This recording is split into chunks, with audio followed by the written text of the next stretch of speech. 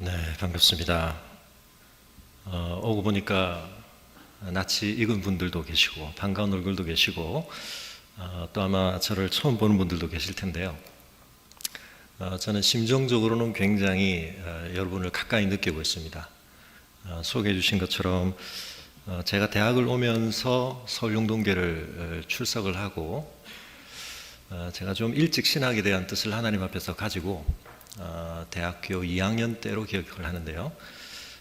교회 수련회 우리 박은종 목사님, 담임 목사님께서 강사로 오셨는데 제가 좀 당돌하게 목사님께 수련회 기간 중에 개인 면담을 신청을 해서 목사님을 좀 만나고 제가 이런 비전을 가지고 앞으로 목회를 하려고 하는데 그런 비전을 나누고 그 뒤로부터 목사님께서 저에게는 영적인 스승이라기보다는 영적인 아버지와 같은 또 마음과 역할을 해주시면서 이끌어 주셨고 샘물교회를 처음 개척할 때 목사님과 함께 참여했고 또 이 은혜샘물교회가 개척되는 그 시점, 목사님 은퇴 시점까지 함께 부사역자로 섬겨왔었습니다. 근데 그 기간과 또 우리 순교자 배 목사님과의 경험도 맞닿아 있는데요. 제가 97년에 처음 신대원을 입학을 하던 그 해에 청년부 사역을 시작을 하게 되고 그 해에 배영규 목사님께서는 청년회 사역을 시작을 하셨습니다. 서울용동교에서 이 부서 이름 가지고 혼돈이 많았었는데 주로 대학생 연령을 청년부, 그 다음에 이제 그 이상을 청년회 이렇게 불렀었고, 그래서 배 목사님과 제가 서울용동교에서 97년부터 청년 사역을 시작을 해서 배 목사님 순교하시기까지 또 저는 샘물교회 사역을 그만둘 때까지 청년회, 청년부를 좀 장기 집권을 했었습니다. 그래서 그 두 부서는 교역자가 바뀌지 않고 청년 사역을 쭉 같이 이어오면서 진행을 하고 있었는데 2007년에는 제가 교회에서 장학생으로 선정을 해주셔서 신학 유학을 갈 수 있는 길을 열어주셨었는데 제가 여러 가지 좀 고민 끝에 기독교 세계관에 대한 좀 더 준비를 제 나름대로 해야 되겠다는 생각을 가지고 국내에 있는 일반 대학에 가서 과학 철학을 공부하려고 하는 뜻을 가지고 진로를 정하고 공부를 하는 중에 있었습니다. 좀 이따 말씀드리겠지만 샘물교회가 그런 점에서 저는 참 특별한 교회였다. 그래서 교역자가 아무리 그런 개인의 비전을 가진다 하더라도 그 길에 대해서 충분히 인정하고 그것을 지원하는 것이 쉽지가 않았는데 어느 교회에서도 사실 하기 어려운 그런 판단, 그런 점에서 샘물교회는 생각이 없는 교회가 아니라 오늘 말씀을 통해서 나누겠지만 굉장히 깊은 생각을 가진 교회였다. 저는 그렇게 증언을 할 수가 있습니다. 그러나 그 기간 동안은 제가 학업에 전념할 수 있도록 교회가 양해를 해주셨기 때문에 교육자 회의도 안 들어가고 조금은 열애가 되어서 청년부 사역만 하면서 교회에 몸담고 있었는데 아프간 사태가 터졌고 그 당시에 박은종 목사님께서 미국에서 집회를 인도 중이셨기 때문에 그때 교육자들이 여러 가지 이제 교체가 있었습니다만 저와 배 목사님이 이제 샘물교회 개척 멤버로서 계속 풀타임 사역을 이어온 유일한 사역자였는데 그래서 저로서도 굉장한 책임을 느끼게 되었고 또 그 당시에 여러 기관들 또 청와대와 관련된 또 연결이 이루어질 수 있는 라인이 있었고 또 이런저런 여건들 속에서 제가 교육자 중에서는 여러 가지 그 사태와 관련된 대응을 하는 데 있어서 주로 언론을 중심으로 한 여러 가지 사건을 다뤄가는 데 있어서의 좀 구심점의 자리에서 그 역할을 해야만 하는 제 개인적인 부담도 있었고 또 그런 필요가 있어서 그 역할을 감당하게 되었습니다.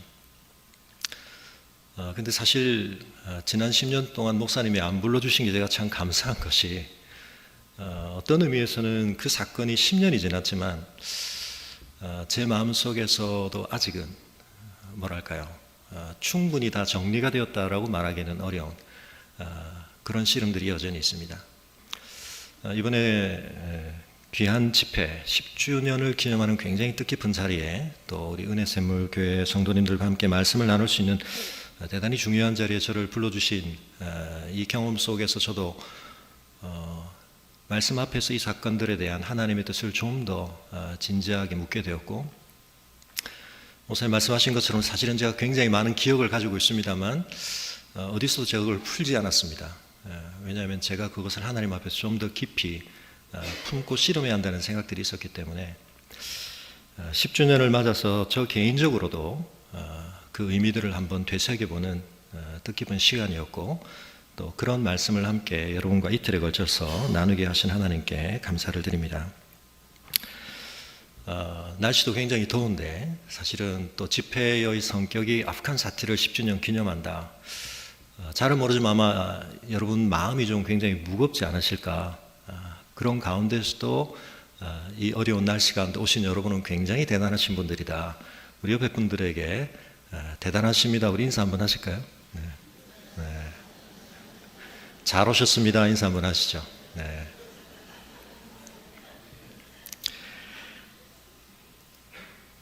그래서 안 그래도 좀 무거워질 수밖에 없기 때문에 약간은 가벼운 이야기로 시작을 하겠습니다. 그림이 나오고 있는데요. 여러분 화면에 그림이 잘 보이실지 모르겠지만 여기 A라고 하는 칸이 있고 여기 B라고 하는 칸이 있는데 보이시나요? 이 두 칸의 색깔이 어떻게 보이십니까? 같아 보이십니까? 달라 보이십니까? 네, 정상적인 시력을 가지신 분이라면 달라 보이시죠? 같아 보인다 하는 분은 은혜를 받으신 게 아니고 내일 병원에 빨리 가보셔야 되는 그런 분들, 굉장히 달라 보입니다. 그런데 실제로는 이 두 칸의 색깔이 같습니다. 이렇게 보면 아실 수도 있고요. 이렇게 보면 조작을 할 때마다 색깔이, B칸의 색깔이 바뀌는 거 아닌가 싶으실지 모르는데 그렇지가 않습니다. 제가 목사직을 걸고 말씀드리건데 실제로 제가 이걸 그림판에서 지워보곤 하는데 색깔이 같습니다. 그러면 왜 이 색깔이 지금 너무나 당연하게 우리에게 달라 보이느냐? 우리가 뭔가를 본다고 할 때 우리는 시각 정보를 통해서 굉장히 많은 정보를 얻게 되는데 이 본다는 경험만 해도 그렇게 단순하지가 않습니다. 우리가 무슨 특별한 이론을 가지고 생각하며 보는 게 아니지만 보는 것 속에 사실은 우리 뇌가 이미 상당한 해석을 결부시키고 있습니다. 명암이라든지 원근이라든지 이런 것들을 보정을 해서 우리에게 보여주기 때문에 그냥 보지만 색깔이 다르게 보이도록 이 그림은 구성이 된 것입니다. A, B의 색깔이 같다는 걸 믿으시나요? 뭐 믿으시겠습니까? 네.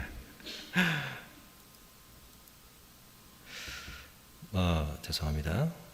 매우 대표적인 논란이 있는 그림을 또 하나 보여드리겠는데요. 실루엣 그림이 지나가는데 회전의 방향을 잘 보시기 바랍니다.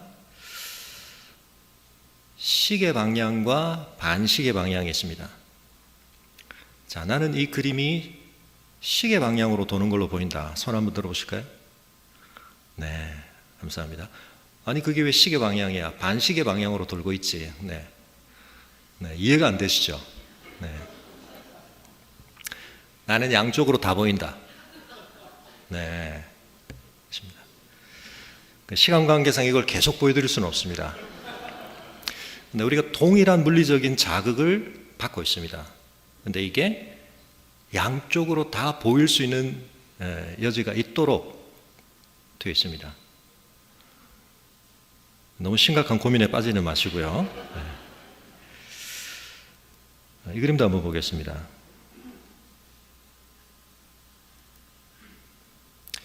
질문을 이렇게 드리겠습니다.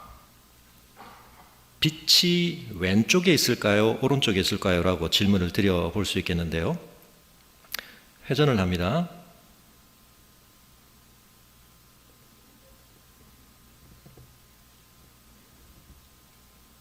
네, 인터넷 연결 상태가. 자, 이 상태에서 빛은 어느 쪽에 있습니까? 왼쪽에 있다고 판단이 되시죠? 그림자가 그렇게 져 있기 때문입니다. 그런데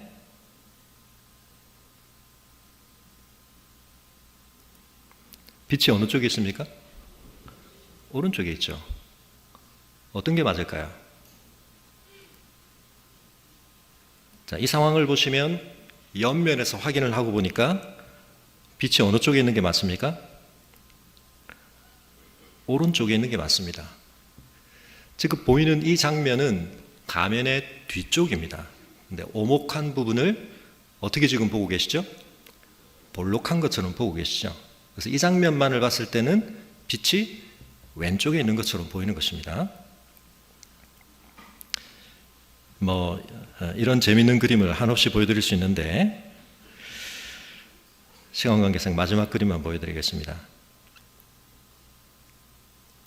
자, 두 사람 중에 인상이 좋아 보이는 사람. 자, 앞쪽에 계신 분들, 어느 쪽에 있는 사람이 인상이 좋아 보입니까? 자, 저 뒤쪽에 계신 분들, 누가 인상이 좋아 보이죠? 네. 오른쪽에 있는 사람이 인상이 좋아 보인다. 있으신가요? 용감하신 분? 네, 그렇죠. 시력의 차이인데요. 용감하신 분은 뒤에 계신 분 앞으로 잠깐 왔다 가셔도 괜찮습니다.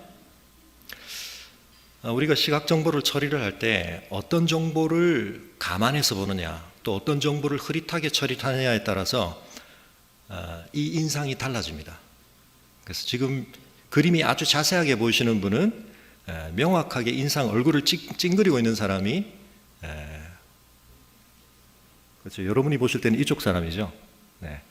근데 이쪽 사람이 인상이 나쁘다, 그렇게 보이시는 분, 네, 계시죠. 네. 자, 지금 이 그림들을 통해 말씀드리려고 하는 것은, 화면을 잠시 전환해 주시고요. 여러분, 우리가 굉장히 단순하게 보았지만 그냥 보는 게 아닙니다. 우리 뇌는 이미 볼 때 해석을 결부시킵니다. 그렇다면 좀 더 복잡한 상황들이 얽히게 되면 우리가 같은 것을 보면서도 판단은 굉장히 달라질 수 있습니다. 하물며 10년 전에 발생했던 아프간 사태와 같은 그런 일에 대해서 어떻게 생각하면 사람들이 굉장히 저마다의 판단과 견해를 가지는 것은 한편 지극히 당연하다, 그렇게 볼 수도 있겠습니다.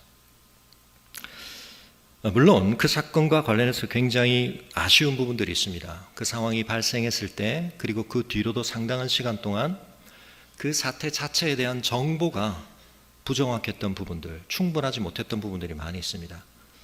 사태가 처음 터졌는데 오늘날로 말하면 가짜 뉴스라고 부를 만한, 되도록이 생각해 보면 아마 기독교에 대해서 그동안 여러 가지 다른 이유들 때문에 적대감을 가지고 있었거나 또 실망감을 가지고 있었던 사람들 중에서 굉장히 좀 악의적이라고 할 만한 그런 진실과는 거리가 먼 정보를 인터넷을 통해서 유포하는 사람들이 굉장히 많았습니다.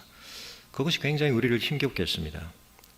온갖 사실과 다른, 그러나 마치 사실인 것처럼 사람들에게 소식을 퍼뜨리는 사람들이 있었습니다. 그러한 견해를, 그러한 정보를 듣고 이 사태를 바라보는 사람들은 굉장히 쉽게 판단들을 했습니다. 그리고 여론이 굉장히 안 좋아졌습니다. 그런데 그런 악의적인 사람들의 섣부른 판단이나 오해는 그런대로 우리가 감안해 줄 수 있다고 할 수 있을지 모르지만, 일반 언론들의 경우에도 그러한 부분에 있어서 오늘날과 같은 팩트 체크가 잘 이루어지지 못하는 아쉬움들이 굉장히 많이 있었습니다. 제가 그 40여일을 보내면서 언론에 대한 공부를 참 많이 했습니다.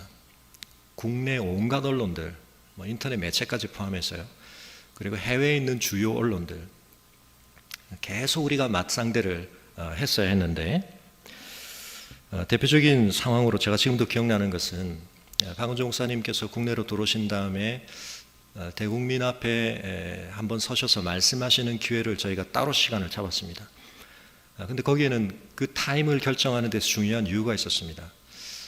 우리가 어떤 채널을 통해서도 그쪽에 우리의 의사를 전달할 길이 없었기 때문에 가능한 모든 채널들을 활용을 해야 했는데, 그래서 목사님께서 그 말씀을 하시는 것을 통해서라도 우리가 어떤 메시지를 전해야 할 필요가 있었습니다. 그래서 제가 그때 언론을 대응을 하고 있었기 때문에 언론사들, 기자들을 다 모아서 사전에 목사님이 이제 말씀하시기 전에 오프 더 레코드로 설명을 했습니다. 지금 23사람의 목숨이 관련된 일이고 그런 점과 관련해서 이러저러한 협조들이 필요하다. 그래서 목사님께서 지금 하시는 말씀에는 여러 가지 내용들이 있지만 그 중에 이런 부분들을 좀 중요하게 다뤄줬으면 좋겠다. 그런 설명을 한 것입니다. 그날 저녁에 9시쯤에, 그날은 제가 대책위원들을 좀 일찍 돌려보내고 교회 사무실에 제 기억으로는 그때 혼자 제가 남아있었던 것 같은데요. 9시 뉴스를 틀었는데 MBC였습니다. 박은주 목사님의 장면은 거의 안 나고 잠깐 지나가고 그 앞에서 그 설명을 하고 있던 제가 한 30초가량 나왔습니다. 제가 무슨 한국 교회를 대표하는 무슨 선교 정책을 결정하는 사람도 아니고 저는 분명히 오프 더 레코드로 말했던 내용인데 제가 그날 연예인들이 왜 자살을 하는지 약간 그 심정을 이해를 했습니다. 내가 동의할 수 없는 나의 이미지, 나의 모습이 전파를 타버렸는데 이걸 주워 담을 수가 없는 것입니다. 그 다음날 이제 그 언론사들하고 이야기를 했는데요. 그 MBC 기자의 말은 자기가 늦게 왔는데 자기는 오프 더 레코드라는 걸 못 들었다는 거예요.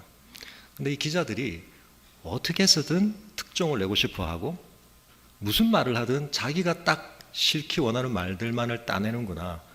그 생각을 하면서 이 언론과 관련된 제가 생생한 공부를 40일간 굉장히 깊이 했습니다. 그래서 이제 위기 관리와 관련해서는 이제 키 메시지만 전해야 한다. 뭐든지 요즘 여러분들 그 위기를 만난 여러 이제 뭐 단체나 개인들 보시면 질문을 여러 가지로 하는데 답을 굉장히 똑같은 질문 반복하시는 분들, 저분이 관리를 받고 있구나 이렇게 보시면 됩니다. 그렇지 않으면 사람들이 막 이 얘기 저 얘기를 하게 되는데 그러면 언론들은 그걸 다 실어주는 게 아닙니다. 딱 자기들이 원하는 말만. 그래서 다른 언론들은 그걸 다 지켜줬는데 한 언론이 그걸 어기면서 저로서는 굉장히 난감한 상황을 느꼈었는데요. 뭐 그런 것뿐만 아니라 어느 언론들이든 우리 교회 안에서 이루어지는 예배 상황이라든지 여러 가지 다른 곳에서 흘러나오는 정보를 굉장히 자신들의 관점에서 편집을 해서 우리의 의도와는 다르게 언론의 글들이 이루어지는 모습들을 보면서 굉장한 어려움을 겪었던 기억이 있습니다.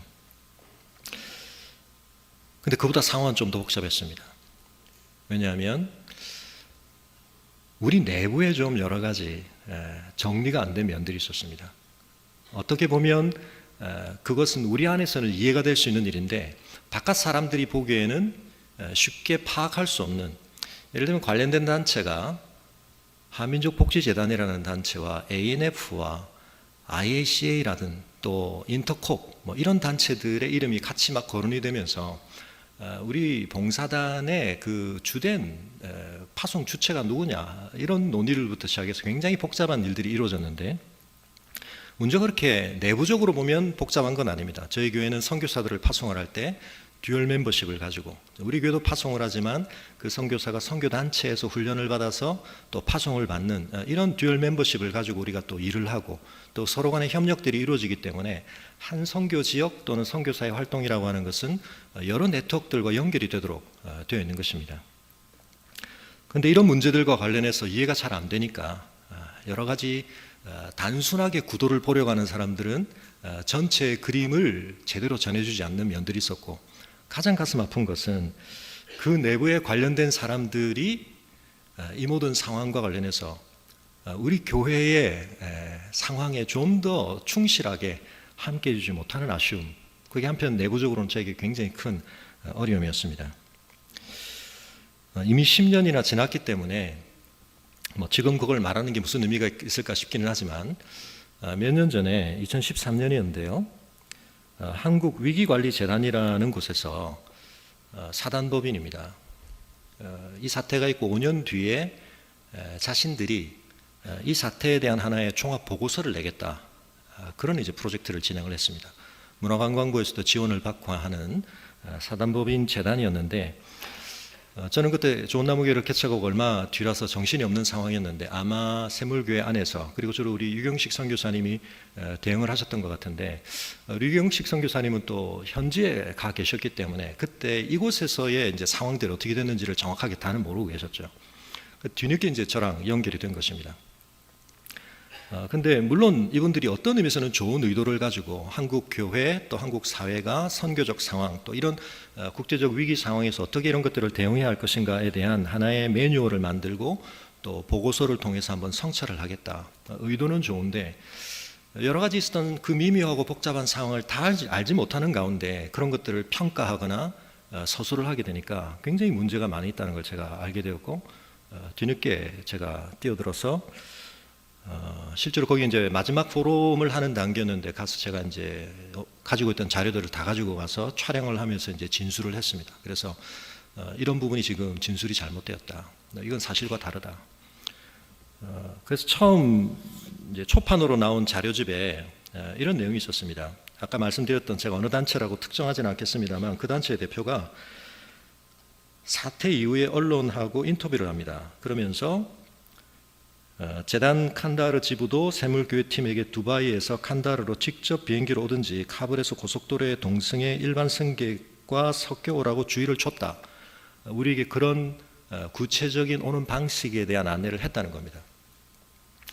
언론에 이미 그렇게 인터뷰를 했기 때문에 언론에서는 그렇게 썼고 그런 분들이 언론에 남아있는 기록을 가지고 판단을 하니까 그렇구나라는 판단을 근거로 그림을 그리니까 어떻게 됩니까? 우리가 알고 있는 내용과는 상당히 다른 그림들을 그리게 되는 거죠. 언론의 힘이 참 크다는 걸 보면서 사람들이 그리고 언론의 주목을 참 많이 받으려고 하는구나, 그리고 언론을 굉장히 자기들 중심으로 이용하려고 하는구나, 그런 것들을 굉장히 많이 느꼈습니다. 그러면서 그분들 중에는 굉장히 우리를 위해서 일을 하는 것처럼 보였지만 제 개인적인 판단은 그랬습니다. 하나님 앞에서 저는 좀 투명하지 못하다. 대표적으로 저는 그분이 이 인터뷰를 하신 분이라고 생각하는데요. 그래서 제가 가가지고 그 지부에서 했던 내용은 우리 교회에게 준 게 아니고 다른 단체에게 보냈던 자료입니다. 그래서 제가 그 주임 간사하고 우리 교회 성도님이었기 때문에 자료를 다 가지고 있었기 때문에 이건 우리한테 준 정보가 아니고 이쪽 단체에게 줬던 정보다. 뭐 그런 것까지 다 이제 밝히면서 그런 이야기들을 했고, 또 그 재단에서 발표하는 자료집의 내용을 그래서 좀 바꾸기도 하고 그런 일들이 있었습니다. 사실 뭐 그런 일들만 나열을 해드려도 오늘 내일 시간이 부족할 정도로 뭐 많은 일들이 있습니다. 그런 한편 저는 그런 생각을 합니다. 그런 것들에 대한 팩트 체크를 다 하면 사람들이 이 사태에 대해서 의미 있는 사건으로 이것을 볼 것인가? 저는 그렇지는 않다고 생각합니다. 제일 처음 보여드렸던 그림처럼 동일한 물리적인 자극에 대해서도 우리가 사실은 굉장히 다른 해석을 할 수밖에 없는 한계들을 가지고 있습니다. 그런 점에 있어서 우리가 이러한 왜곡된 정보들, 또 불충분했던 그런 여러 가지 정보들을 더 많이 밝히는 노력들도 필요하지만 그것을 하는 것이 이 사태의 의미를 우리가 기리는 가장 중요한 일인가? 그렇지는 않다고 생각합니다. 그러나 물론 그런 노력들을 계속 기울여야 할 것입니다. 그러나 우리가 이 사건 속에서 하나님 앞에서 고민하고 씨름해야 할 가장 중요한 초점은 무엇인가? 이번 집회를 준비하면서 하나님께서 저에게 주신 가장 중요한 뜻은, 이 사건은 복음 때문에 발생한 사건이다. 그리고 이 사건의 중요한 당사자들, 특별히 우리가 순교자로 기리고 계신 그분들은 복음을 위해 그곳에 가신 분이다. 그러므로 우리가 이 사건의 의미를 다시 생각한다고 할 때 초점을 복음에 맞춰야 한다. 물론 우리가 그분들이 얼마나 훌륭한 분이었는가, 또 우리가 한편 얼마나 억울한가 할 수 있는 이야기들이 많습니다. 그러나 오늘과 내일 이틀 동안 우리가 복음에 초점을 한번 맞춰봤으면 합니다. 왜냐하면 순교자들께서 그러한 초점을 가지고 그 자리에 계셨고, 지금은 훨씬 더 높은 지평 위에서 그 사건 속에 하나님이 담아주신 복음의 의미들을 누구보다 만끽하고 계시리라. 그러므로 우리가 그분들이 그곳으로 가야 했고 순교해야 했고 지금은 하나님의 뜻 안에서 품고 계실 그 뜻을 우리가 함께 나누어 받는 것이 이 사건에 우리가 더욱 의미 있게 다가서는 그러한 방향이 아닌가 생각을 하게 되었습니다. 서론이 좀 길어졌습니다만, 그래서 오늘과 내일 이틀에 걸쳐서 성경에 있는 두 사건을 우리가 좀 더 집중적으로 보려고 합니다. 둘 다 제가 복음을 생각할 때 굉장히 중요하게 생각하는 본문들입니다. 그런데 또 특징이 있습니다. 이 두 사건은 아프간 사태가 그런 것처럼 굉장히 많은 사람들에게 알려져 있습니다. 그러나 알려진 만큼 그 사건의 의미를 사람들이 깊이 깨닫고 그 의미를 간직하지는 못하는 아쉬움이 있는 사건들입니다. 오늘 저녁에는 우리가 창세기 22장에 있는 아브라함의 사건을 주목하려고 합니다.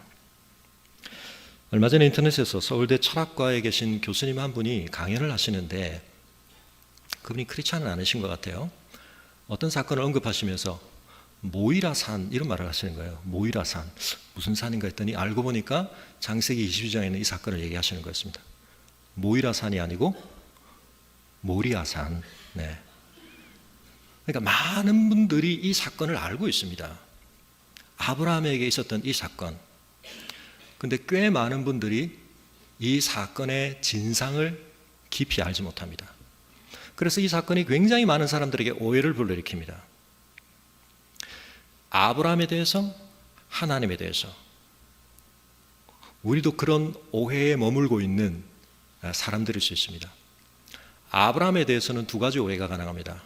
첫째, 아브라함이 한 행위가 좋았다라고 동의를 한다 하더라도 아브라함은 원래 그런 사람이야.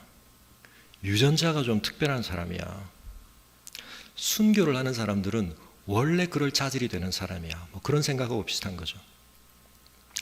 또 하나는 아브라함은 미쳤어.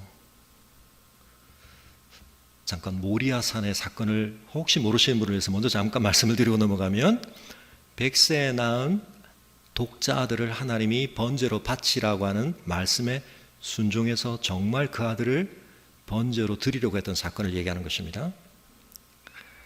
제정신이 아니야. 하나님에 대해서는 어떤 오해를 할 수 있습니까? 하나님은 굉장히 잔인한 분이구나.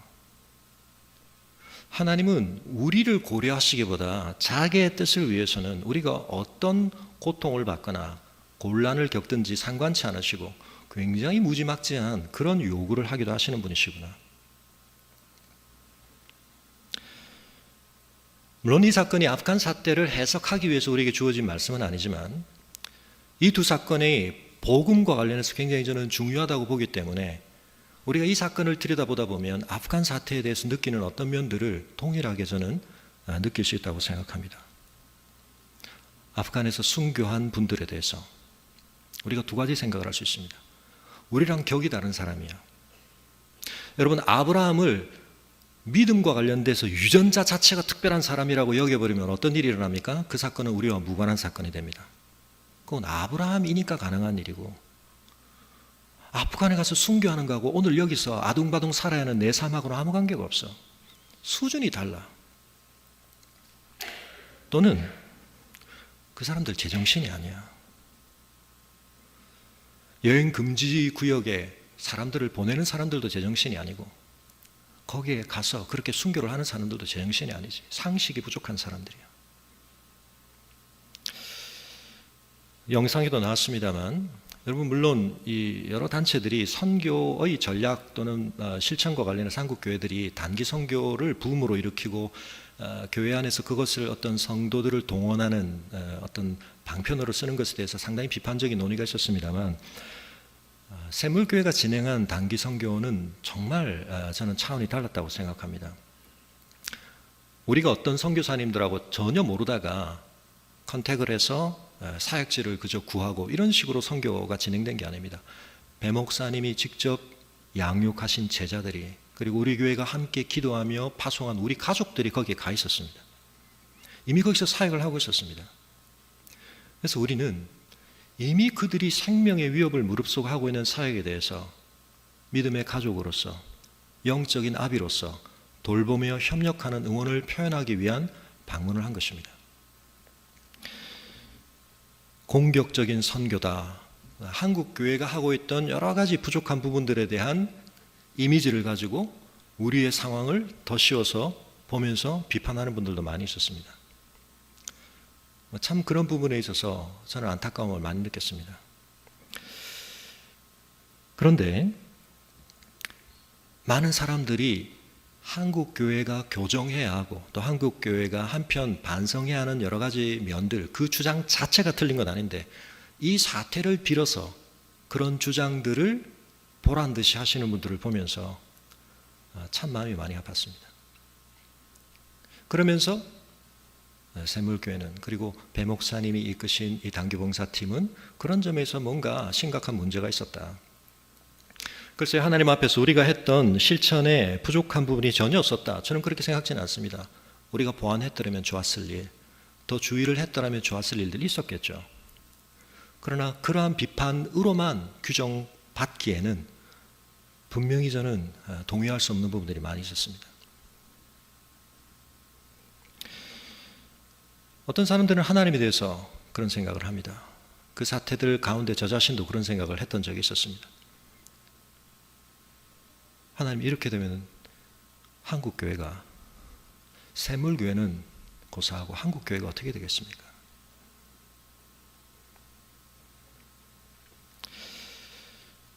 사랑하는 성도 여러분, 하나님에 대해서 우리가 다 이해할 수 없는 방식으로 하나님이 일하시는 분이라는 걸 우리가 분명 인정해야 할 것입니다.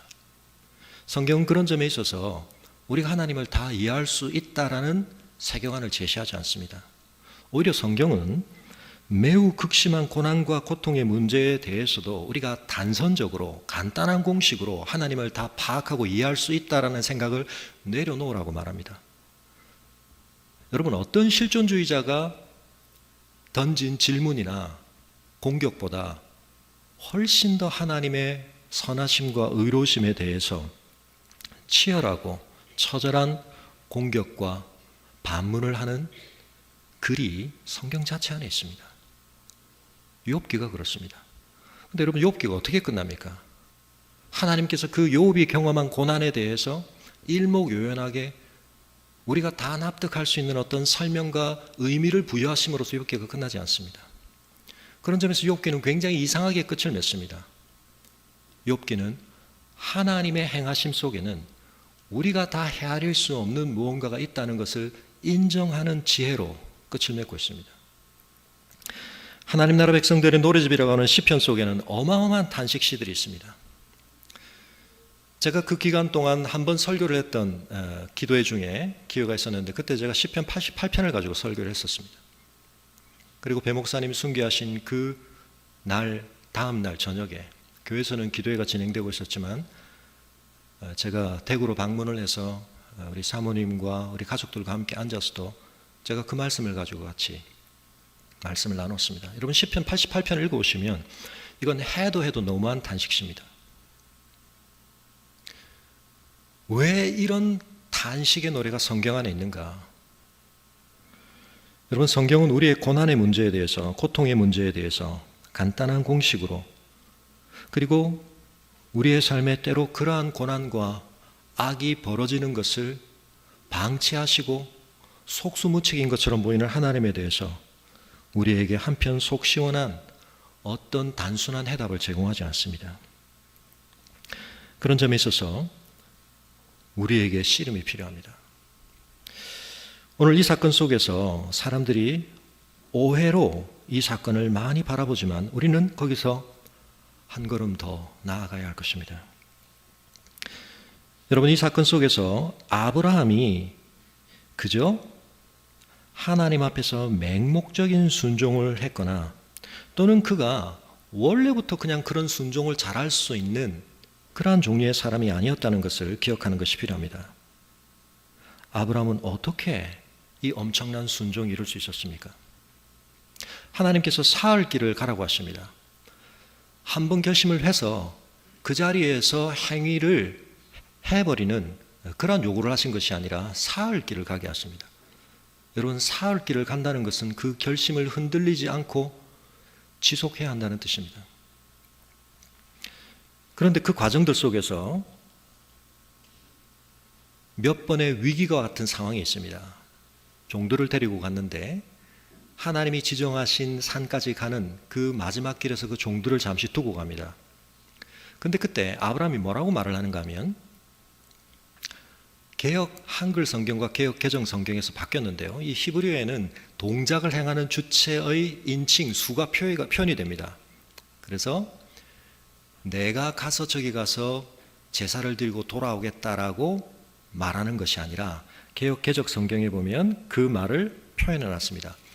우리가, 복수입니다. 1인칭 복수가 갔다가 우리가 돌아온다는 표현을 쓰고 있습니다. 산을 올라가는데 이삭이 질문을 합니다. 평소에 아버지랑 제사를 많이 드려본 것이죠. 아버지, 번제할 나무는 있는데 가장 중요한 재물이 없습니다. 어떻게 된 일입니까?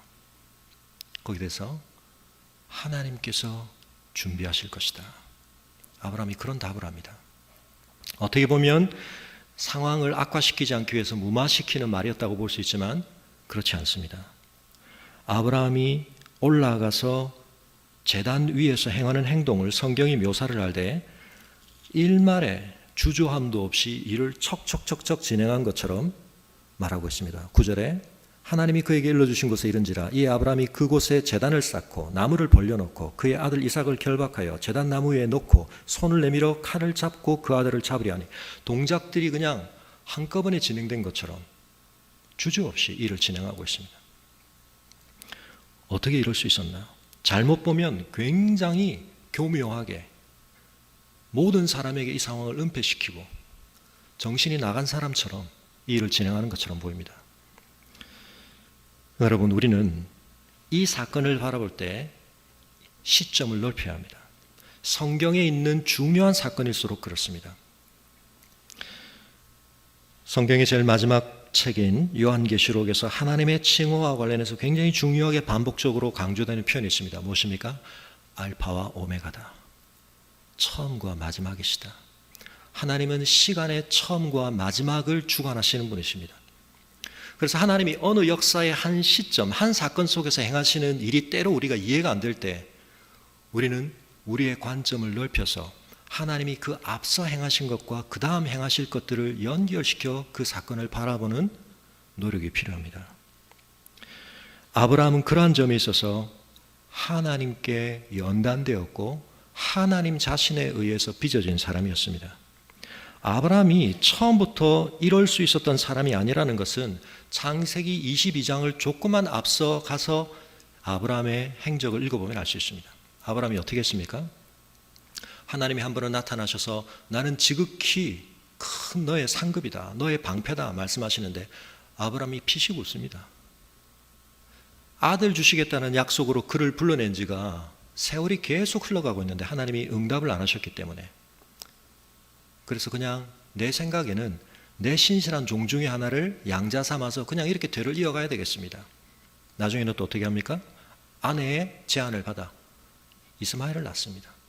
그리고는 하나님 앞에 그냥 이스마엘이나 안 죽으면 다행이겠습니다. 처음 하나님을 부르심을 받고 난 다음에 기근이 임하자 어떻게 합니까? 애굽으로 내려가 버리는데 거기서 아내를 누이라고 속입니다. 그렇게 되면 하나님께서 주신 언약, 아내와의 관계에서 나와야 할 언약의 후손에 대한 약속이 어떻게 되는지 아브라함이 전혀 생각이 없습니다. 내 생존에 대한 집착, 내가 살고 봐야지. 자고책을 쓰는데 하나님의 언약은 그럼 어떻게 되지? 생각이 없었습니다. 그런데 하나님께서 내가 너와 맺은 언약에 대해서 내가 얼마나 진지한지, 그리고 내가 그것을 얼마나 완전하게 이룰 것인지 계속 아브라함을 설득하십니다. 네 생각과 내 생각은 다르다. 너와 사라 사이에 내가 준 언약은 반드시 이루어진다. 25년을 그렇게 하나님이 응석바지를 키우시듯이 아브라함을 하나님의 약속을 신뢰하는 사람으로, 하나님의 능력을 의지하는 사람으로 빚어오신 결과 이루어난 열매가 바로 이삭을 낳은 것입니다. 사랑하는 성도 여러분, 그 점과 관련해서 이삭을 낳은 믿음과 이삭을 바친 믿음은 별개의 믿음이 아닙니다. 히브리서 11장에 보면 이 아브라함과 관련해서 중요한 요약을 우리에게 전해주고 있는데, 그가 하나님께서 그를 바치라고 하셨을 때 하나님이 능히 이삭을 죽은 자 가운데서 다시 살리실 줄로 생각한지라. 물론 원어에는 이 생각하다는 표현이 없습니다만 이 번역은 의미를 잘 살린 번역이라고 생각합니다. 여러분, 아브라함이 어떻게 하나님 앞에 순종할 수 있었습니까? 아브라함이 특별했던 게 아니라 그 아브라함의 믿음 없음을 믿음 있는 자 되도록 인내하시며 그에게 끊임없는 신실하심과 능력을 드러내오신 하나님이 위대하시기 때문입니다. 하나님의 그 압도적인 신실하심이 아브라함 안에 신실함을, 하나님을 바라보는 신뢰를 키워온 것입니다. 여러분, 아브라함의 인생을 잘 보시면 아브라함이 결코 특별한 사람이 아니었습니다. 우리가 가질 만한 질문, 우리가 품을 만한 의심, 우리가 하나님 앞에 제기할 만한 회의로 그는 비틀거렸던 사람이고, 그는 한편은 주저앉을 수 있는 사람이었습니다. 그런데 그를 하나님이 여기까지 데리고 오신 것입니다. 중요한 것은 아브라함이 그것을 헛되이 하지 않았다는 것입니다. 아브라함의 이 순종은 맹목적인 순종이 아닙니다. 기독교 신앙을 갖기 위해서는 생각을 지워야 되는구나. 생각이 마비되어야 되는구나. 판단을 중지해야 되는구나. 그렇지 않습니다. 오히려 더 옳은 생각을 해야 합니다. 더 충실한 판단을 해야 합니다.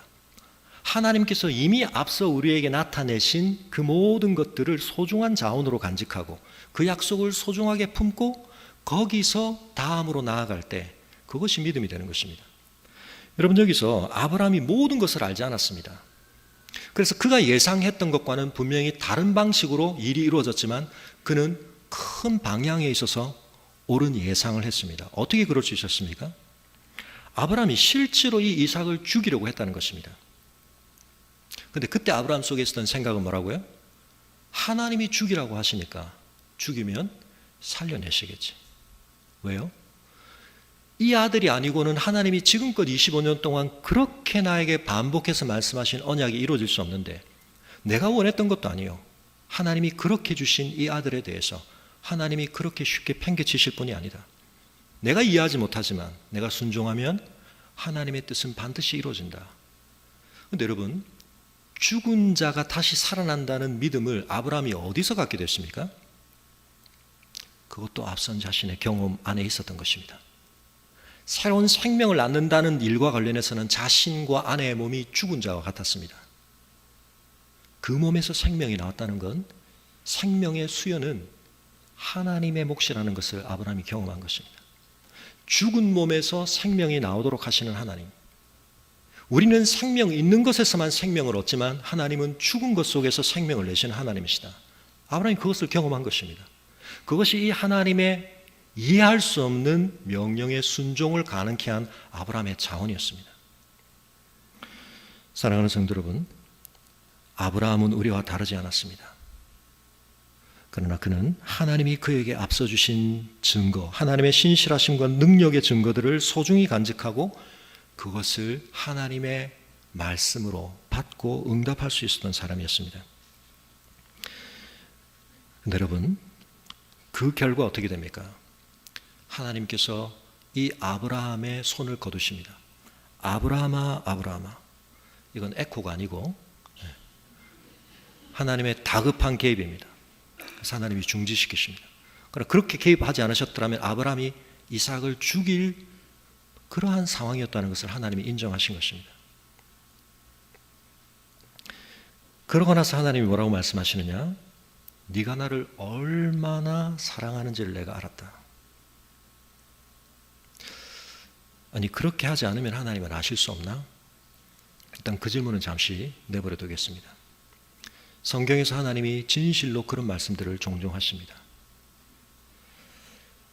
근데 여러분, 아무리 아브라함의 믿음을 확인하시거나 아브라함의 사랑을 확인하시는 것도 좋은데 이건 그래도 좀 해도 너무한 거 아닌가? 시험 출제를 너무 하나님이 좀 어렵게 하신 거 아닌가? 우리는 이 시험 앞에서 어떤 생각을 품습니까? 빨간 모자를 쓰고 선글라스를 끼고 훈련병들을 좌로 굴러 우로 굴러 하는 그런 조교처럼 하나님을 그려보기 쉽습니다. 혹독하게 우리를 하나님이 다루시는구나. 그런데 여러분, 어린 아들이나 딸에게 자전거를 가르쳐본 부모님이라면 이 아이가 넘어지지 않도록 뒤에서 붙잡습니다. 그런데 어느 때쯤 되면 이 아이가 이제 균형을 잡힐 수 있겠구나 감이 오기 시작합니다. 그리고는 슬 뒤에서 손을 놓습니다. 그리고 나서 그 아버지가 팔짱 끼고 가다가 확 넘어져라 이렇게 생각합니까? 그렇지 않죠. 넘어지지 말기를 간절히 바라보는 마음.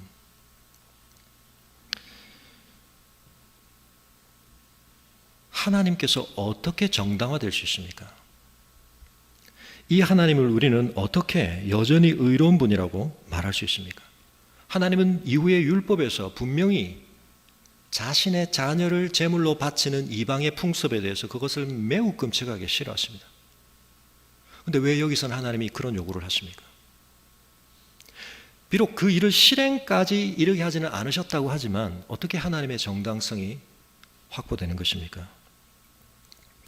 여러분, 여기에까지 우리가 질문을 던져봐야 하는 것입니다. 그 질문과 관련해서 우리는 신약의 빛을 좀 필요로 합니다. 여러분, 아브라함의 별명을 아십니까? 저랑 성경 공부를 했던 분들 빼고 아브라함의 별명이 뭐죠? 많은 분들이 믿음의 조상으로 알고 계십니다. 물론 그렇게 부를 수 있는 면도 있지만 그건 직접적으로 성경이 붙여준 별명은 아닙니다. 성경이 직접적으로 아브라함에게 붙여준 별명이 따로 있습니다. 이사야 41장 8절과 신약 야고보서 2장 23절에 분명하게 표현되어 있습니다. 아브라함의 별명은 하나님이 직접 붙여주신 아브라함의 칭호는 나의 벗입니다. 나의 친구라는 뜻입니다. 우리에게는 너무나 혹독한 시험의 산이라고 여겨지는 이 모리아산, 이 산을 오르는 동안에는 시험이 주도적이었습니다. 그러나 아브라함이 놀랍게 25년에 걸쳐서 하나님이 그에게 쏟아부으신 은혜를 헛되이 하지 않고 믿음으로 응답했을 때, 그가 그 믿음의 산 위에 믿음으로 우뚝 섰을 때 그 산은 더 이상 시험의 산이 아니라 초청의 산이었습니다. 무엇으로의 초청입니까? 하나님의 벗으로의 초청입니다. 여러분, 그 점에 있어서 조금 더 우리가 시점을 앞으로 당겨서 이 아브라함이 하나님 앞에서 어떤 존재인가라는 것을 확인해 볼 필요가 있는데요. 시간 관계상 간단하게 제가 말씀드리겠습니다. 창세기에서 인물을 소개하는 중요한 방법 중에 하나는 족보를 소개하는 것입니다. 그런데 창세기 10장과 11장에 노아의 후손인 셈과 관련돼서 족보가 2번 나옵니다. 한 번은 셈에게서 갔다가 에벨에게서 벨렉과 욕단이 나오는데 아우인 욕단 쪽의 족보를 따라가고, 11장에서는 다시 셈의 족보가 나오는데 에벨에게서 벨렉 형으로부터의 족보가 나옵니다. 이 2번의 족보 뒤마다 어떤 사건이 나옵니다. 첫 번째 족보 뒤에는 바벨탑 사건이 나옵니다. 두 번째 흐름의 족보, 같은 셈의 족보로부터 따라 나오지만 벨렉 쪽을 쫓아가는 족보 뒤에는 바로 아브라함을 부르시는 사건이 있습니다. 대칭을 이루고 있습니다. 무슨 뜻이죠? 이 사건과 이 사건이 동등한 의미를 갖는다는 것입니다. 하나는 온 지면의 인간들이 하나님의 통치를 거역하고 자기들의 힘으로 자기들의 이름을 내려고 하는 연대를, 죄의 연대를 이루고 있습니다. 이 거센 물줄기, 노아의 홍수가 한번 있었지만 꺾이지 않고 흘러가는 이 어마어마한 죄의 물줄기. 그런데 하나님께서 이들을 심판으로 마무리 짓지 않으시고 이 물줄기를 뒤집기 위해서 새로운 물줄기를 하나 시작하시는데, 그것이 바로 아브라함을 부르는 사건입니다. 왜 하나님이 25년에 걸쳐서 이 아브라함에게 이렇게 공을 들이시느냐? 이 한 사람 안에서 하나님은 이 온 인생들의 죄로 말미암는 멸망의 이야기를 뒤집는 새로운 이야기를 준비해 가고 계셨던 것입니다. 그런데 그 이야기에 아브라함이 위태위태했지만 놀랍게 응답한 것입니다. 요한복음 15장에 가면 예수님께서 직접 자신이 누구를 친구라고 여기시는가에 대한 말씀이 나옵니다. 그 친구에 대한 사랑의 중요한 기준을 말씀하시는데, 친구를 위해 목숨을 버리는 것이 최고의 사랑이라는 말씀을 하십니다. 사람의 친구를 위하여 자기 목숨을 버리면 이보다 큰 사랑이 없나니, 그러면 누가 하나님의, 예수님의 친구라는 인정을 받느냐? 너희는 내가 명하는 대로 행하면 곧 나의 친구라. 하나님의 말씀에 순종하는 자를 하나님은 나의 친구다, 나의 벗이라고 인정하신다는 것입니다. 하나님의 친구가 되면 어떤 좋은 점이 있습니까? 요한복음 15장 15절에 이제부터는 너희를 종이라 하지 아니하리니 종은 주인이 하는 것을 알지 못함이라. 너희를 친구라 하였노니 내가 내 아버지께 들은 것을 다 너희에게 알게 하였습니다. 종과 친구가 대조를 이룹니다. 종은 주인이 시키는 대로 하면 끝입니다. 그러나 친구에게는 그렇지 않다는 것입니다. 친구에게는, 종에게는 말해주지 않는 설명이 제공됩니다. 주인이 뭘 의도하고 있는가, 그 일을 통해서 뭘 기대하고 있는가 쉐어한다는 것입니다. 여러분, 이 일이 아브라함의 생에 일어났습니다. 창세기에서 하나님께서 소돔과 고모라 사건을 앞두시고 이런 말씀을 하십니다. 내가 하려고 하는 일을, 창세기 18장 17절인데요. 아브라함에게 숨기겠느냐? 하나님은 이미 아브라함을 그런 존재로 대하고 계시는 것입니다. 온 지면의 인간들이 하나님의 뜻과 상관없이 자기들의 길을 가려고 하는 죄의 연대를 이루고 있을 그때, 그 연대로부터 가장 이탈된 한 사람, 모두가 순풍순풍 족보를 이어가고 있는데 자기 자식 하나 낳지 못하는 한 사람을 불러서 하나님은 새로운 물줄기를 내십니다. 하나님만을 의지하고 하나님의 역사에 자기를 연루시키는 것을 중요하게 생각할 한 사람을 불러서 하나님은 당신의 역사를 이루어 가시는데 그를 누구로 세우기를 원하십니까? 나의 벗으로. 그와 내가 함께 의논할 수 있는 사람으로. 이것은 원래 하나님이 이 세상 속에 인간을 당신의 형상으로 지으시며 우리에게 부여하셨던 존귀하며 우리의 사명입니다. 그런데 우리가 그걸 잃어버렸습니다. 여러분, 이 사건 속에서 무슨 쉐어가, 무슨 나눔이 일어나고 있습니까? 이 사건의 의미를 제대로 보기 위해서는 또다시 시간의 렌즈를 미래로 돌릴 필요가 있습니다. 구원 역사의 첫 물줄기를 이루시던 이 사건 속에서 한 사람을 25년간 빚으신 하나님께서 뭘 보고 계십니까? 모리아산은 이렇게 시작된 하나님의 구원 역사의 중요한 정점을 이룬 이 산은 그렇게 시작된 물줄기가 흐르고 흘러서 바벨탑의 역사가 그러하듯이 온 지면 위에 하나님의 놀라운 복음의 영광이 드러나도록 이 언약을 이루실 하나님이 성취하실 또 하나의 중요한 사건이 벌어지는 산과 연결되어 있습니다. 모리아산은 갈보리산과 닿아 있습니다. 어떤 점에서 그렇습니까? 아버지가 아들을 죽음에 내어줍니다. 아들이 자신이 달려 죽을 나무를 짊어지고 올라갑니다.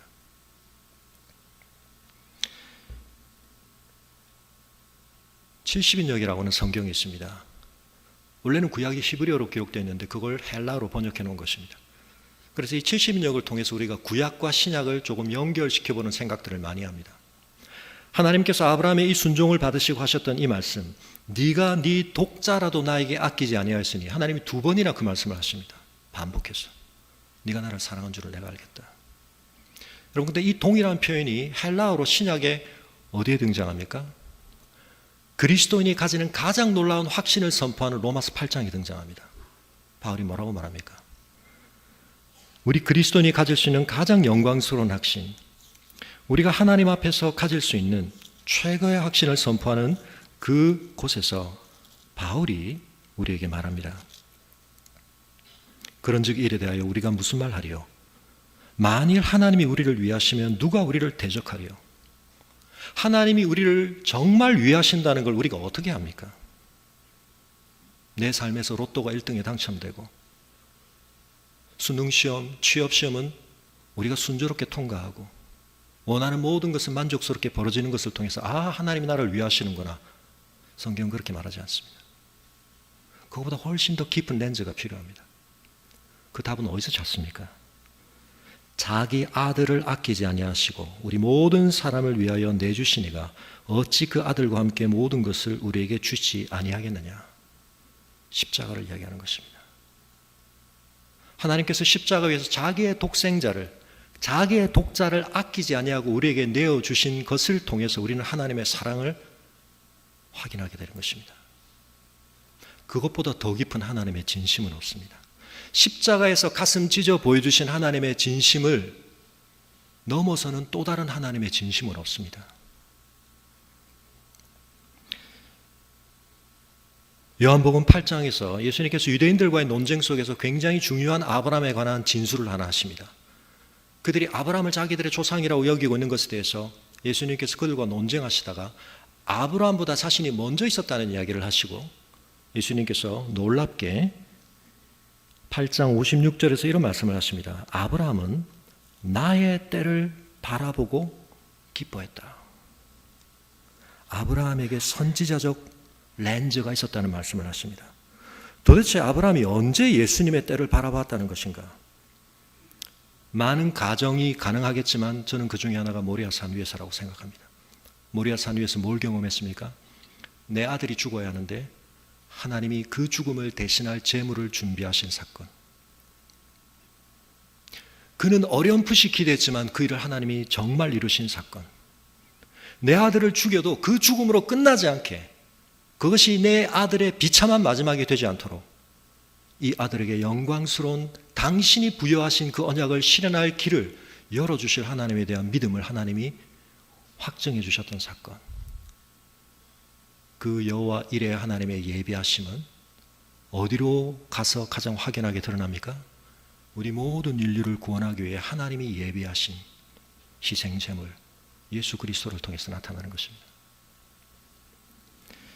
여러분, 이 사건 속에서 성경이 우리에게 진술하진 않지만 우리가 상상력을 좀 발휘해 볼 필요가 있습니다. 하나님이 뭐라고 아브라함에게 얘기하시는 것입니까? 아브라함아, 네가 이 어려운 고통을, 이 어려운 고난을 무릅쓰고 나에게 순종해 준 건 너무 고맙다.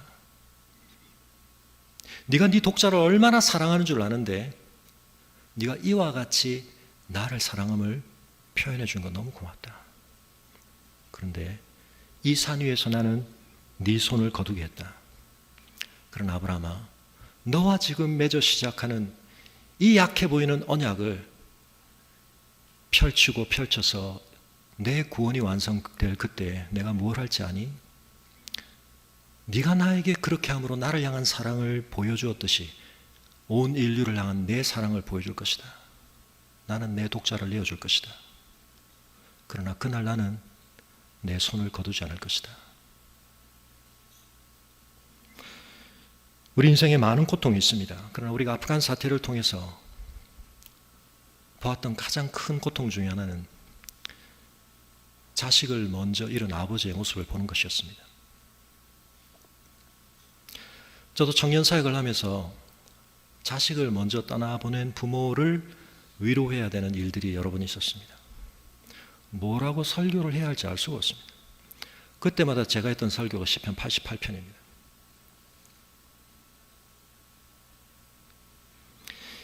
예수님께서 누가복음 24장에서 구약의 모든 것이 나에 관한 말씀이라고 말씀하시며 거기 시편도 포함시키십니다. 이 절망 속에서, 흑암 속에서 하나님께 버림받았다고 부르짖는 사람의 노래가 내 노래인 것 같지만 사실은 그렇지 않습니다. 이 노래는 우리 노래가 아닙니다. 이 노래를 예수님이 가져가셨습니다. 이건 우리에게 금지곡입니다. 우리는 그 비슷하게 부를 수는 있지만 그걸 완전히 우리의 노래로 우리가 불러버릴 수는 없습니다. 왜냐하면 예수님이 그 노래를 완전히 자기 노래 삼으셨기 때문입니다. 주님이 저주를 받으심으로 우리가 나음을 입었습니다.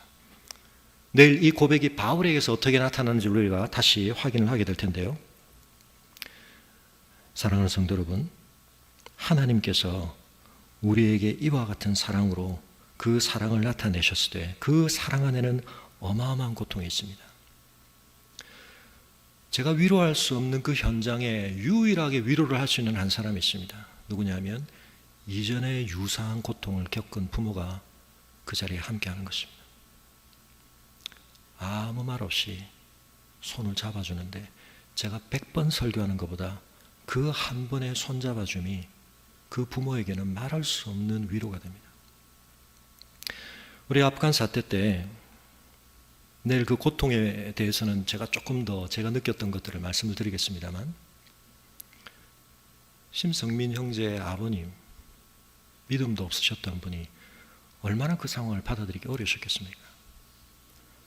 근데 그 심성민 형제의 아버님을 진정시킬 수 있는 사람은 아무도 없었습니다. 오직 한 분, 배 목사님의 아버님께서 그 자리에 함께 해주셨기 때문에 저는 한편 우리 성민 형제의 아버님이 그 고통을 한편 끌어안는데 조금이나마 힘을 받지 않으셨을까 생각을 하게 됩니다. 우리가 때로는 말로 많은 것을 전달합니다만 말로 전달할 수 없는 게 있습니다. 자식을 잃은 부모의 아픔 같은 것은 이건 말로 공유할 수 있는 게 아닙니다. 아브라함이 실제로 이삭을 죽인 것은 아니지만 그의 마음속에 이삭을 죽인 것과 다를 바 없는 결단을 품었었습니다. 그럼 그 아브라함의 고통이, 그 아브라함의 씨름이 하나님의 아픔을 공유하는 경우였습니다. 내가 너희를 구원하기 위해 무슨 일을 행할지 넌 이제 알겠니? 내 아들 내어줄 것이다. 여러분, 우리가 모리아 산의 사건에서 하나님의 잔인하시고 혹독한 출제자의 기쁨을 만끽하기 위해서 아이들이 풀 수 없는 문제를 내고 좋아하는 그런 이상한 세디스트적인 그런 하나님이 아니라 아브라함의 믿음을 북돋워 오셨고 그 아브라함 안에서 자신과 함께 이루실 그 언약의 비밀을 나누시는 하나님을 우리가 볼 수 있기를 바랍니다. 사랑하는 성도 여러분, 아프간 사태를 통해서 우리가 경험해야 할 것, 세상 사람들이 우리가 어떤 설명을 하니까 그 사건은 참 의미가 있었네요. 우리가 그런 설명을 내놓을 수 없습니다.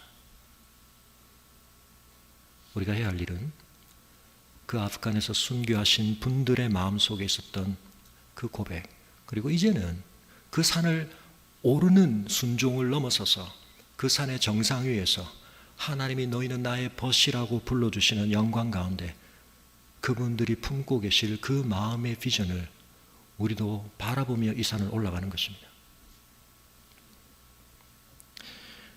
이 땅에 한 사람의 출현을 그토록 원하셨던 하나님께서 이 사건 속에서 하나님이 이루어 가실, 아직은 우리에게 다 보이지 않는 그 영광스러운 미래를 믿음으로 바라보는 이 자리에 함께하는 여러분들이 있다면 하나님이 기뻐하시리라 생각합니다. 내일 우리가 이 말씀을 좀 더 이어서 신약에 있는 또 하나의 유명한 사건, 그러나 굉장한 오해가 깃들어 있는 오병이어의 기적을 나누며 우리가 이 복음을 품고 어떻게 살아야 할 것인가 하는 문제를 좀 더 생각하겠습니다. 그러나 오늘 우리가 이날 저녁에 우리 안에 이런 고백을 한번 품었으면 합니다. 이 사건에 대해서 우리가 아직도 다 이해하지 못하고 동의할 수 없고 해석되지 않는 부분들이 있습니다. 사실은 배 목사님 순교하시던 그날 저희가 듣고 있던 정보는 적어도 몇 사람이 풀려난다는 것이었습니다. 그래서 그날의 소식이 저에게 너무나 더 가슴 아팠습니다. 저는 귀한 자들이 돌아오고 난 뒤에 시나리오를 막 맞춰봤습니다. 내가 알고 있던 정보와 거기서 진행됐던 정보들 사이에 도대체 어떤 일들이 어떻게 맞물려 있었던 건가? 그려지는 그림들도 있고, 그래서 더 안타까운 부분들도 있습니다. 그러나 저는 이 모든 상황에도 불구하고 우리가 모리아 산을 믿음으로 올랐던 아브라함처럼 아직도 이 산을 올라가야 한다고 생각을 합니다. 감사한 것은 우리의 경험 또한 이미 하나님께서 이 사건의 이후에 이루어 주시는 열매들을 보고 있다는 것입니다. 이 사건 이전에 순교자를 비롯하여 또 샘물교회가 해온 일이 무엇이었는가? 그것이 한편 이 사건을 우리가 해석하는 데서 굉장히 중요한 빛을 주기도 합니다만, 이 사건 이후에 이 사건이 그저 썩어지는 사건이 되지 않도록 하나님께서 이 사건 속에 담아 놓으신 복음의 씨앗을 그들의 심령과 삶으로 키워내는 사람들을 통해 저는 이미 하나님께서 이 사건들을 사용하고 계시다고 생각하며, 그것은 우리가 더욱 기대함으로 이 사건을 바라보게 하는 그러한 자원이 되고 있다고 생각합니다. 사랑하는 성도 여러분, 아프간 사태 어떤 생각이 드십니까? 이제는 좀 10년이나 지났으니까 지긋지긋하다. 왜 그 고통을, 혹시 그런 생각 드십니까? 여러분, 아브라함에게 주어졌던 이 어마어마한 고통의 시험으로의 부르심, 근데 아브라함이 부족했지만 하나님이 지금껏 주신 증거들을 가지고 그 산을 올랐을 때 그 산 위에서 아브라함은 어마어마한 초청을 받았다는 사실을 기억하실 수 있기를 바랍니다. 이번 집회가, 오늘 저녁 이 자리가 우리 한 사람 한 사람에게, 우리 교회들에게 그런 초청의 자리가 될 수 있기를 바랍니다. 하나님 오늘도 이 세상 속에서 하나님의 마음을 함께 공유할 사람들을 찾고 계십니다. 우리의 형제들이 그곳에 40일간 사로잡혀 있었기 때문에 우리가 아프간을 품게 되었습니다. 그렇지 않았더라면 저도 아프간이 어디에 있는지 지도에서 찾지도 못할 사람입니다. 10년 뒤 오늘 우리가 아프간을 가슴에 품게 되었습니다. 하나님이 아프간을 어떻게 품고 계셨는지 여러분 이미 만들어져서 가지고 계실 이 책 속에서, 그리고 많은 자료집들을 통해서 또 이제 구입하시게 될 그 내용들 속에서 여러분 느끼실 수 있을 것입니다. 우리 피랍자들이 거기서 무엇을 느꼈는가? 하나님이 아프가니스탄을 어떻게 바라보고 계시는지를 그들의 가슴에 품고 돌아왔기 때문에 우리도 그 안에서 아프간을 품게 된 것입니다. 아프간뿐만 아니라 수많은 사람들을 품을 수밖에 없는 사람으로 우리를 세우셨습니다. 우리가 특별해서가 아닙니다. 하나님께서 이 시대 속에 그런 사람들을 찾고 계시는데 응답하는 사람들이었기 때문입니다.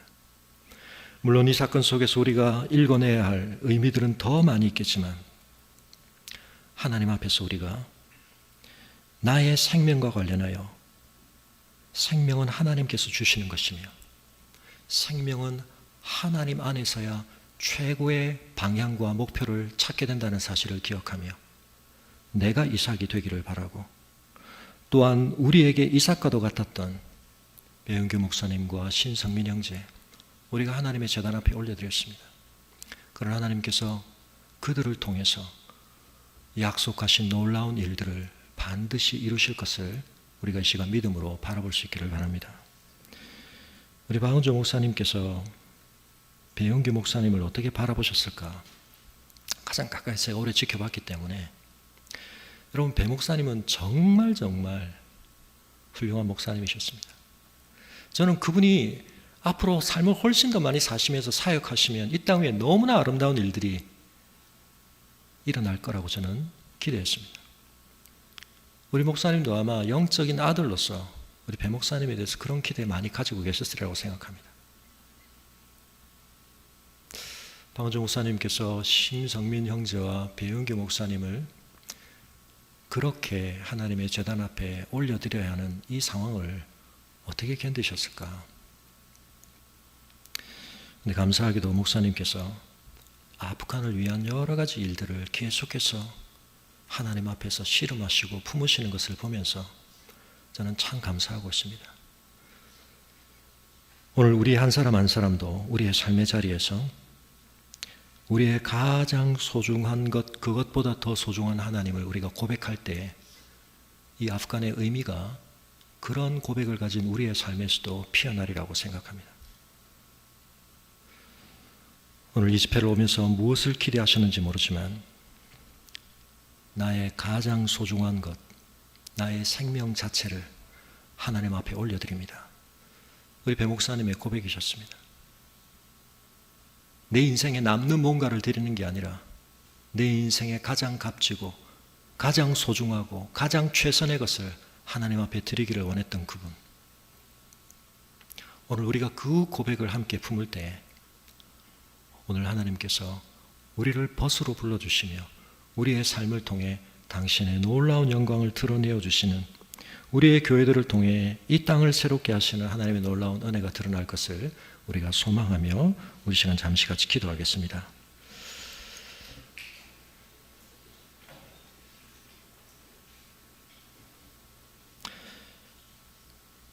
고마우신 아버지 하나님,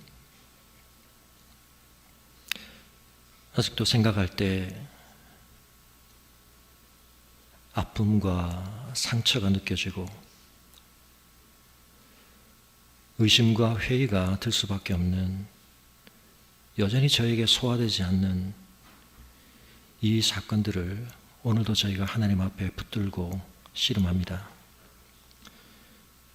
아브라함이 모리아산을 올랐던 그 걸음으로 주님, 저희가 오늘도 주님 앞에 산을 오릅니다. 부족하고 연약하지만 아브라함의 걸음을 이끄시고 그를 그 산 정상 위에 올려 세우셨던 하나님께서 저희들을 붙들어 주시고 이끌어 주시고 주저앉지 않도록 주님께서 저희의 걸음을 책임져 주시기를 간구하오며, 그러나 저희가 억지로가 아니라 부족하지만 연약하지만 믿음으로 이 산을 오를 때에 모리아 산 위에서 아브라함을 벗으로 만나 주시고 그를 통하여 하나님의 놀라운 구원의 경륜을 이루어 주신 것처럼 저희들의 아픔, 저희들의 고통, 저희들의 질문과 씨름 속에서 하나님이 빚어내실 놀라운 영광을 바라보는 저희들 되게 하여 주시옵소서. 저희 인생에 그 무엇보다 하나님이 소중한 분임을 고백하는 저희들 되게 하여 주시고, 우리의 삶이 무엇을 위한 것이며 무엇을 위해 살아야 하는가 하는 것에 대해서 저희 자신도 모르게 마음속에 은폐하고 있는 하나님 앞에 버려져야 할 것들, 교정되고 바로잡혀야 할 것들 주님 깨닫게 하시며, 이 밤에 다시 한번 저희가 십자가 앞에 서게 하시고 복음 앞에 서게 하시고, 아프간에서 순교했던 우리의 지체들의 가슴 속에 있었던 그 동일한 고백을 이 시간 우리의 것으로 품는 이 저녁, 오늘 우리의 이 자리가 될 수 있도록 성령께서 저희와 함께하여 주시옵소서. 주님의 은혜의 모든 것을 의탁하옵고 우리 주 예수 그리스도 이름으로 기도합니다.